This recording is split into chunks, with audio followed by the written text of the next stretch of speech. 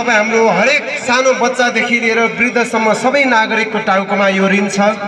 आज 7-7 प्रदेश पाल्न परिरहेको छ, हजारौं सांसदहरू पाल्न परिरहेको छ, हजारौं लाखौं कर्मचारीहरू पाल्न परिरहेको छ। आज नेपालको अर्थतन्त्र सम्पूर्ण रूपमा यसरी 7 प्रदेशलाई र संघीय व्यवस्थालाई खर्चिएको छ। यो विडम्बना आम नेपाली जनसमुदायको बीचमा छ। त्यसले गर्दा हाम्रो देश समुचित रूपमा विकसित हुन पुगिरहेको छैन, विकासमा खर्च गर्न सकिरहेका छैनौं। यी तमाम कुराहरू संघीयताको बेफाइदा हामीले भोगिरहेका छौं।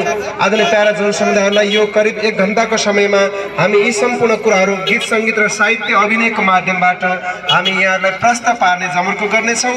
यति बेला भने हामी एउटा स्वागत गीतबाट यहाँहरू सबैको स्वागत गर्न चाहन्छौँ। आउनुहोस्, हामी एक बनौँ, हामी एक बनौँ, क्रान्ति त्यसै बाँकी छ, आस्था हाम्रो अटल छ, इतिहास हाम्रो साँची छ, यो स्वीकार्नुहोस्।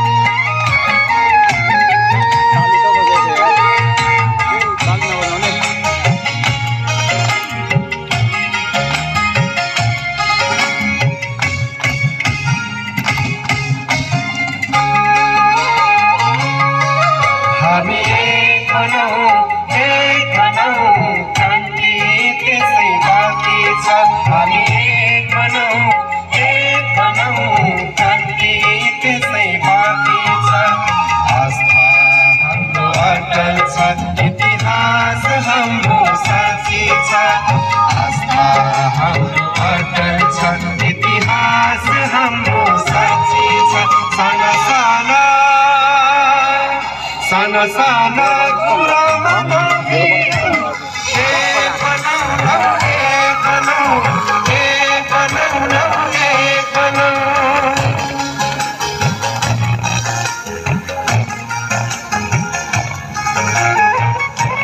सहयोग पेटीमा हालिदिनुहोस्।